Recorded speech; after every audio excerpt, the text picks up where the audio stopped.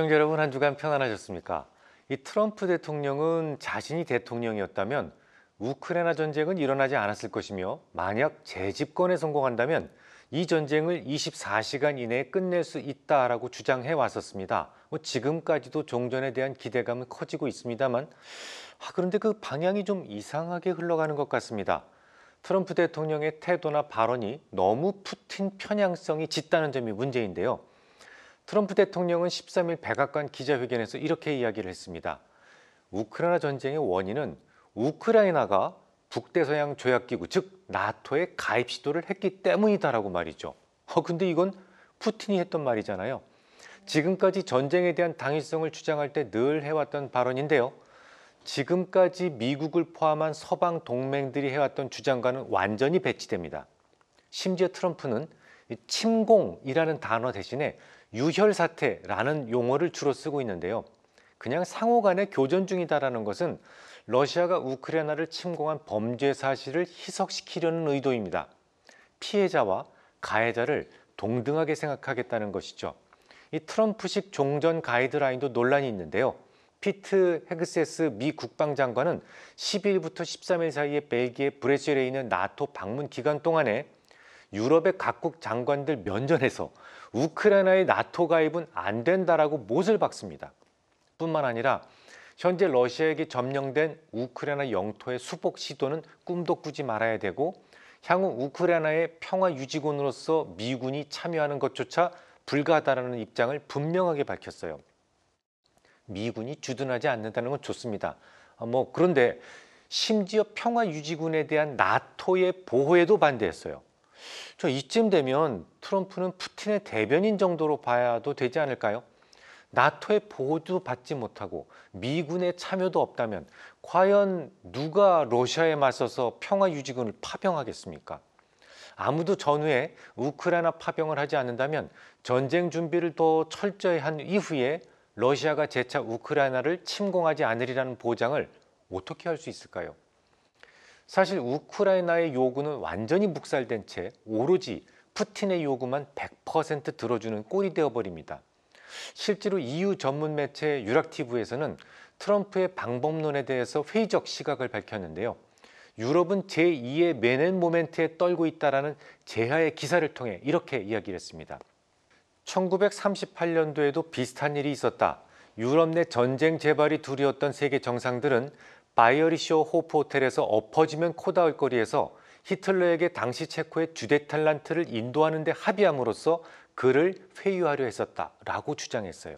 이 기사는 지난 1938년 9월에 나치 독일, 영국, 프랑스, 이탈리아 등 4개국이 참여했던 메넨 협정을 꼬집어서 비유한 겁니다. 나치 독일이 체코의 주데텔란트를 독일의 영토로 인정받는 조건으로 더는 영토 확장을 추구하지 않는다는 것이 협정의 주요 내용이었는데요. 여기에서 약소국은 강대국에게 희생되어도 된다는 논리가 적용됩니다. 그러니까 그네들의 영토를 내준 게 아니고 체코의 영토를 좀 떼어주고 히틀러를 회유하자, 그런 취지의 협정이었으니까요. 하지만 히틀러는 그 약속마저 지키지 않습니다.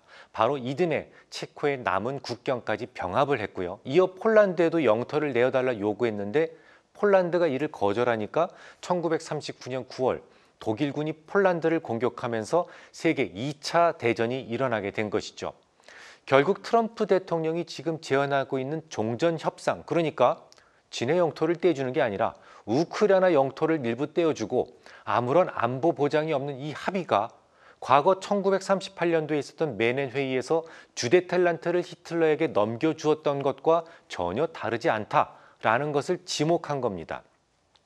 나토도 도움을 주지 않고 미군도 없고 평화유지군도 없는데 푸틴이 우크라이나를 과연 그대로 두겠습니까? 매우 건장한 고양이에게 생선을 반쪽만 먹고 남기라 하면 그 말을 듣겠습니까? 트럼프의 가자 지구에 대한 종전 방안은 더욱 놀랍습니다. 가자에 머무르던 모든 팔레스타인 사람들을 요르단이나 이집트로 이주시키고 미국이 가져버리겠다는 구상인데요. 실제로 트럼프는 테이크 오버라는 표현을 썼습니다. 그냥 완력으로 약소국의 영토를 빼앗겠다고 선언한 것이죠. 물론 전 세계 국가들 중에서 이스라엘을 제외한다면 아무도 트럼프의 생각에 찬성하는 사람은 없어요. 오죽하면 정치적으로 늘 중립을 지켜야만 하는 로마 교황청에서도 트럼프의 생각에 반대한다는 성명은 다 냈겠습니까? 안사통신에 따르면 파롤린 추기경은 바티칸에서 열린 한 행사에서 이렇게 이야기를 합니다. 팔레스타인 주민은 자신들의 땅에 머물러야 한다. 이는 교황청의 근본적인 원칙 중 하나다. 강제 이주는 있을 수도 없으며 말도 안 되는 일이다. 팔레스타인 주민들을 다른 지역으로 강제로 내보내면 지역적 긴장은 더욱 고조될 것이다. 우리의 해법은 두 국가 체제다. 그래야만 팔레스타인 주민들에게 희망을 줄 수 있다. 라고 말이죠. 로마 교황청의 공식적인 발언에 앞서서 프란치스코 교황은 최근 트럼프의 행동을 미국의 위기로까지 해석하는 모습이었어요. 교황은 미국 카톨릭 주교들에게 보낸 공개 서한에서 미국이 지금 중대한 위기에 직면했다라고 말했습니다. 프란치스코 교황은 어째서 팔레스타인도 아니고 우크라이나도 아니고 미국이 중대 위기에 직면했다고 해석을 하셨을까요? 힘없고 못 사는 나라의 강대국이 강압으로, 그래서 못 사는 나라가 희생되어도 된다는 식의 행동이 트럼프의 진심이라면 미국의 기축통화가 깨질 수도 있기 때문입니다. 그리 된다면 변변한 제조업조차 없는 미국은 순식간에 중진국 이하로 처박히게 될 수도 있거든요. 근데 실제로 그런 조짐이 시작되었어요. 우르줄라 폰데어라이엔 EU 집행위원장은 지난달 21일 스위스 다보스 포럼에서 이렇게 이야기를 했어요. 중국과 관계를 더욱 심화하고 가능할 경우 무역 투자 관계를 확대할 기회로 보고 있다라고 말이죠. 이게 왜 큰 문제일 것 같습니까? 미국은요, 지금 중국과 패권을 놓고 다투고 있지 않습니까? 미국은 그동안 하이테크의 중국 유입을 막기 위해서 이것저것 단속하고 있었고, 그런 단속에 유럽도 어느 정도는 동참하고 있었거든요. 예를 들어서 네덜란드에서 만드는 EUV 장비, 중국으로 수출을 못하지 않습니까? 하지만 미국이 관세를 부과하고 자유무역을 훼손하려 하니까 오히려 중국과 협력을 하겠다고 한 것이죠. 이렇게 되면 2018년부터 계속되어 왔던 이 미국의 중국에 대한 봉쇄가 풀릴 가능성도 있는 겁니다. 중국은 최첨단 AI 가속기 없이도 딥시크를 만들어냈었는데요. 이 봉쇄가 풀린다면 어떻게 되겠습니까? 더욱 빠르게 미국을 추격하게 될 것입니다. 그러면 달러를 위안화가 대체하게 될 수도 있단 말이죠. 이런 기회를 중국은 당연히 놓치지 않습니다. 왕이 외교부장은 마르크 루이터 나토 사무총장과 회동한 자리에서 이렇게 말합니다. 중국과 유럽 간에는 근본적인 이해 충돌이 없으며 지정학적 갈등도 없다. 양측은 모두 다자주의 실행을 고수하고 유엔의 핵심적 지위를 유지할 것을 주장한다. 또한 대화와 협상을 통해 국제 분쟁을 처리해야 한다고 생각하며 일방적인 괴롭힘에 반대한다라고 언급했어요. 여기서 일방적인 괴롭힘이란 말은 미국의 중국에 대한 봉쇄 조치를 의미합니다. 이에 대해서 루이터 사무총장은 이렇게 답변합니다. 나토는 지역방어 조직으로서 아시아로 확장할 의도가 없으며 중국과 대화 소통을 강화해 이해와 상호 신뢰를 높이기를 바란다 라고 화답을 했습니다. 아시아로 확장할 의도가 없다는 것은 뭘 의미합니까? 나토의 목표가 중국이 아니다라는 것을 의미합니다. 왕주임은 아날레나 베어보크 독일 외무장관도 만나서 이렇게 이야기를 합니다. 중국은 보호주의 태도와 냉전 사고 회귀, 일방적 괴롭힘과 횡포에 직면해 독일 등 각국과 소통과 조정을 강화하고 국제 평화와 안정 유지를 위해 더 일치된 목소리를 내기를 원한다. 독일이 세계 다극화 과정에서 중요한 역할을 하리라고 믿는다라고 말이죠. 이에 대해서 독일의 베어보크 장관은 답변을 합니다. 독일은 관세 전쟁과 무역 전쟁에 반대하며 중국과 함께 다자주의와 자유무역을 수호하고자 한다라고 말이죠.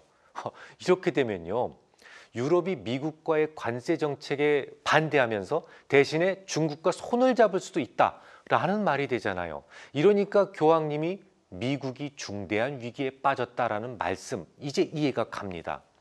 요즘 금값이 폭등하죠. 이런 가능성을 염두에 둔 움직임일 수도 있어요. 금은 언제 움직입니까? 주로 금리가 떨어질 때, 달러 가치가 떨어질 때, 또 물가가 오를 때 금의 가치가 상승하는데요. 반대였잖아요. 금리는 반대로 계속해서 올라왔고 달러도 계속해서 상승을 했고 또 물가는 작년 이후 계속 안정적인 흐름을 보였었잖아요. 그럼에도 금값이 올랐다면 이게 무슨 이유였겠습니까? 그런데 말이죠. 한편으로는 이게 대부분 트럼프 특유의 광인 전략이다라는 생각도 문득 듭니다. 어쨌거나 결과적으로 움직이지 않았던 유럽을 움직이게 하는 데는 성공했으니까 말이죠. 그동안 유럽은 돈이 들어가는 것에 대해서는 미국에게 너무 의존적이었어요. 트럼프가 그동안 돈을 더 쓰라 몇 번이나 거듭해서 주장했었지만 유럽은 전혀 움직이지 않았었죠. 우크라이나 파병 문제에 있어서도 프랑스를 제외한다면 대부분 너무 소극적이었습니다. 미국이 뭘 좀 같이 하자라고 해도 뒷전에서 관망만 하고 있었죠. 워낙 많은 나라가 모여 있고 또 누가 선뜻 돈을 쓰자고 해도 잘 따르지 않는 데다가 모두 다 자기 코가 석자이기 때문이었어요. 유럽에서는 현재 압도적 지지를 받는 지도자가 없습니다. 언제든 권력으로부터 밀려날 수 있다 보니까 남의 나라를 위해 돈을 쓰자는 말은 언강생심 꺼내지도 못했던 것이죠.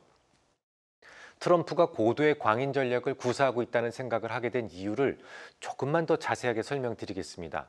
지난 15일이었죠. 우크라이나 평화협상과 관련해서 미국은 유럽을 아예 제외할 생각을 밝히게 됩니다. 실제로 트럼프 대통령의 우크라이나 러시아 특사인 키스 켈로그는 내년 안보회의에서 양국 평화협상이 열릴 경우에 유럽이 과연 참여하게 될 것이냐라는 취재진의 질문에 대해서 그런 일은 절대 일어나지 않을 것이다 라고 선을 그어버립니다. 우크라이나 종전회의에 많은 나라들이 참여해서 성토의 장이 되는 것을 원하지 않는다면서 말이죠. 그냥 미국과 당사자 둘만 참여해서 속전속결로 끝내자는 취지입니다.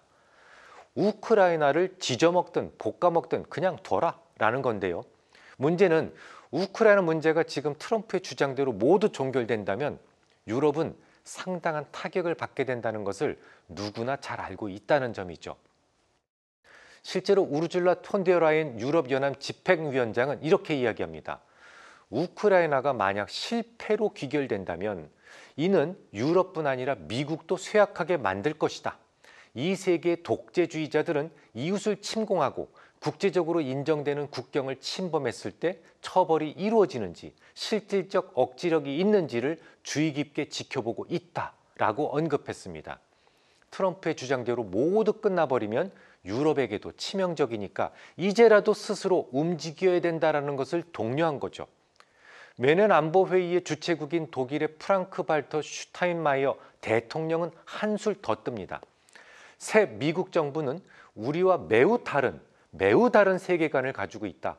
기존의 규칙, 파트너십, 기존에 구축된 신뢰를 전혀 고려하지 않는다라고 비판합니다. 한마디로 트럼프는 더는 신뢰할 수 없다는 겁니다. 유럽은 유럽 나름대로 살 방도를 찾아야 한다는 것이죠. 자, 그러면 유럽의 선택은 어떤 방향이었을까요? 그동안 미적미적 움직이지 않았던 유럽이 지난 17일 프랑스 파리에서 영국, 독일, 이탈리아, 폴란드 등 주요 정상들이 나토 사무총장이 참여하는 긴급회의를 열게 됩니다. 이 자리에서 도빌레 사칼리엔의 리투아니아 국방장관은 이렇게 이야기합니다. 24시간 만에 우리는 미국이 유럽을 방어하고 있다는 환상에서 벗어나 이제는 스스로 유럽을 방어해야 한다는 현실을 깨닫게 됐다라고 말이죠. 종전 이후 유럽 평화유지군을 우크라이나에 배치하는 방안도 구체적으로 논의되기 시작했습니다. 우크라이나의 지속적인 평화를 보장받기 위해서 유럽의 3대 군대, 프랑스, 영국, 폴란드, 독일은 빠져 있어요. 2차 대전 이후에 독일은 군대를 가질 수가 없죠. 요 병력 배치를 논의 중이고요. 심지어 키어 스타머 영국 총리도 16일 영국 일간지 텔레그래프 기고문에서 이렇게 이야기를 합니다. 유럽은 자체적인 안보 수요를 충족시키기 위해 더 큰 노력을 해야 된다라고 말이죠. 평화유지군 창설 의지를 강하게 내비쳤는데요. 당초 유럽 주도의 평화유지군 구상은 프랑스의 마크롱 대통령이 먼저 제안했었어요. 하지만 그동안 평화유지군 얘기만 나오면 다들 입 싹 닫고 침묵을 지켜왔었는데요. 그랬던 스타머 총리가 이 주장에 동조했다. 이건 비로소 유럽 주도의 평화유지군 창설이 현실화될 수 있다는 것으로 해석됩니다. 알렉산드르 스투브 핀란드 대통령은 러시아 혁명가 블라드미르 레닌의 말을 인용해서 수십 년 동안 아무 일도 벌어지지 않다가 단 몇 주 만에 수십 년의 변화가 있을 수 있다라고 언급했어요. 말 그대로 수십 년 동안 미적거리던 유럽이 비로소 움직이기 시작했다는 겁니다. 자, 이쯤 되면 트럼프의 광인 전략이 좀 먹혀 들어가고 있다는 느낌이죠. 이렇게 유럽이 잔뜩 흥분되어 있을 때 미국은 슬쩍 메시지를 하나 던집니다. 우크라이나에 얼마나 많은 평화 유지군을 주둔시킬 수 있니? 또 얼마나 많은 지원금을 낼 수 있니? 이걸 통보해달라고 말이죠. 유럽이 움직이겠다면 앞으로 진행될 우크라이나 평화회의에서 유럽의 의중을 참작은 해주겠다라는 겁니다. 그러니까 지금까지 트럼프가 푸틴의 생각만 모두 들어주는 것처럼 보였던 것이라든지 유럽을 제외하고 우크라이나 종전 협의를 이끌어내려 했다는 점, 이런 것들이 고도의 광인 전략이었을 가능성이 있다라는 말이죠. 한마디로 나 살짝 맛이 갔거든. 유럽이 빠지겠다면 그냥 내 방식대로 우크라이나를 지도에서 없애버릴 수도 있으니까 뭐 알아서들 하셔. 뭐 이거죠. 그래서 유럽의 적극적인 반응을 이끌어내었을 가능성도 있습니다. 물론 트럼프의 생각은 전혀 예측이 불가능합니다. 만약 제 생각이 맞다면 유럽을 움직여서 우크라이나 전쟁을 끝내려는 것이 트럼프의 진짜 종전 계획일 가능성도 있어요. 그동안 유럽은 오합지졸이었습니다. 러시아가 마음대로 우크라이나를 유린했었죠.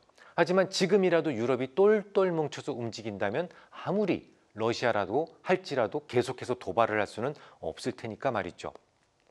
하지만 만약 약소국은 강대국에 의해 얼마든지 희생되어도 된다는 것이 트럼프의 본심이라면 미국이 중대한 위기에 빠졌다는 교황님의 생각이 맞을 수도 있습니다. 유럽은 미국을 버리고 중국과 연대할 수 있고, 그리 될 경우 달러 자산은 장기적으로 치명상을 입게 될 테니까 말이죠.